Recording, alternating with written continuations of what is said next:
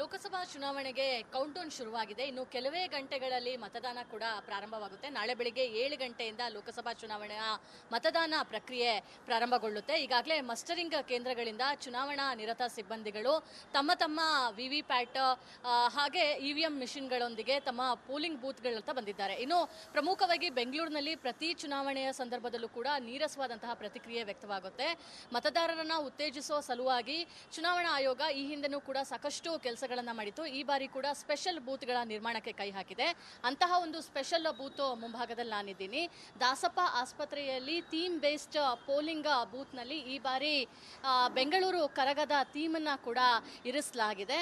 ಅಂದರೆ ಒಟ್ಟು 28 theme based polling ಬೂತ್ಗಳನ್ನು ನಗರದಲ್ಲಿ ಮಾಡಿರುವಂಥದ್ದು.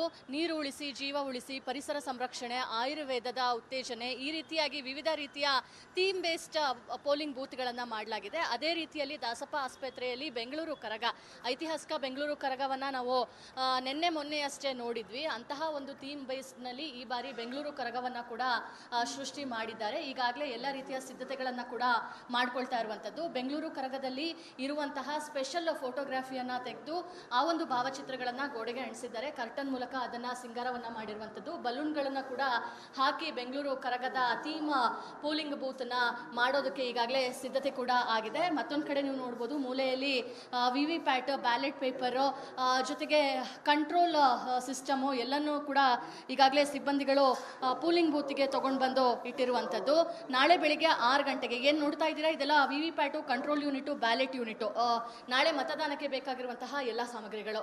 ಮತ್ತೊಂದು ಕಡೆ ಥೀಮ್ ಬೇಸ್ಡ್ ಆಗಿ ಬೆಂಗಳೂರು ಕರಗದ ಒಂದಿಷ್ಟು ಭಾವಚಿತ್ರಗಳನ್ನು ಹಾಕಿ ಅದನ್ನು ರೆಡಿ ಮಾಡಿಕೊಳ್ಳಲಾಗ್ತಾ ಇದೆ.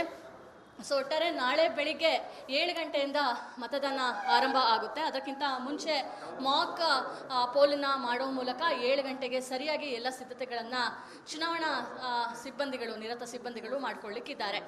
ಕ್ಯಾಮ್ರಾ ಪರ್ಸನ್ ಮಹೇಶ್ ಜೊತೆ ದೀಪ್ತಿ ತೋಡ್ಪಡಿ, ರಿಪಬ್ಲಿಕ್ ಕನ್ನಡ, ಬೆಂಗಳೂರು. ನಮಸ್ಕಾರ, ಕರ್ನಾಟಕ ಪ್ರೈಮ್ ಟೈಮ್ಗೆ ಸ್ವಾಗತ. ನಾನು ಜಯಪ್ರಕಾಶ್ ಶೆಟ್ಟಿ. ಇಡೀ ಕರ್ನಾಡು ಇವತ್ತು ರೆಬೆಲ್ ಆಗಿ ನಿಂತಿದೆ. ಈ ಹಗರಣಗಳನ್ನು ಸದನದಲ್ಲಿ ಪ್ರಸ್ತಾಪ ಮಾಡಲು ಕೂಡ ಕಾಂಗ್ರೆಸ್ ಹಿಂದೇಟು ಹಾಕಿದ್ದೇಕೆ? ನಿಮ್ಗೆ ಸಂಬಳ ಅದಕ್ಕೆ, ನಿಮಗೆ ವಾಹನ ಅದಕ್ಕೆ, ನಿಮಗೆ ವೆಪನ್ ಅದಕ್ಕೆ, ನೀವು ಅದನ್ನು ಸೆರೆ ಹಿಡಿಬೇಕಾಗಿತ್ತು. ನೀವು ವಿದ್ಯುತ್ ಬರ ಇದೆ ಅಂತ ಹೇಳ್ತಾ ಇದ್ದೀರಿ, ಎಲ್ಲಿ ಬರ ಇದೆ ನೀವು ಹೇಳಬೇಕು. ಪಾಕಿಸ್ತಾನ್ ಆಕ್ಯುಪೈಡ್ ಕಾಶ್ಮೀರ್ ಅದು ಎಂದೆಂದಿಗೂ ನಮ್ಮದು. 40 ಮೆಷಿನ್ಗಳು ತಂದಿತ್ತು ನೋಟ್ ಎಣಿಸುವುದಕ್ಕೆ, ಅದೇ ಹಾಳಾಯಿತು. ಮಥುರಾದ ಗಲಾಟೆ ಇದೆಯಲ್ಲ, ಅದು ಸ್ಥಳೀಯವಾಗಿ ಕೂತು ಪರಿಹರಿಸಬಹುದಾದಂಥ ಕಾನೂನಿದೆ. ಗ್ಯಾರಂಟಿ ಯೋಜನೆಯಿಂದ ನಷ್ಟ ಆಗಿದೆ, ಲಾಭ ಆಗಿದೆ, ದಯವಿಟ್ಟು ಹೇಳಿ.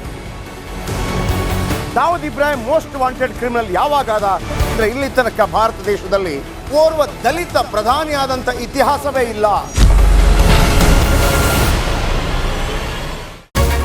ರಿಪಬ್ಲಿಕ್ ವರ್ಲ್ಡ್ ಆಪ್ ಇದು ಕೇವಲ ಅಪ್ಲಿಕೇಶನ್ ಅಲ್ಲ, ಸಮಗ್ರ ಸುದ್ದಿಗಳ ಸಂಪರ್ಕ ಮಾರ್ಗಕ್ಕೆ ಕ್ರಾಂತಿಕಾರಿ ಬದಲಾವಣೆ.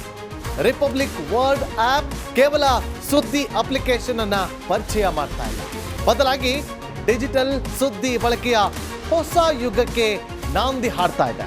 ಇದೊಂದು ಬ್ರೇಕಿಂಗ್ ನ್ಯೂಸ್, ಪ್ರಭಾವಶಾಲಿ ಕಾರ್ಯಕ್ರಮಗಳಿಗೆ ಗಟ್ಟಿಯಾದ ವೇದಿಕೆ. ರಿಪಬ್ಲಿಕ್ ವರ್ಲ್ಡ್ ಅಪ್ಲಿಕೇಶನ್ ಈಗ ಲೈವ್ ಆಗಿದೆ.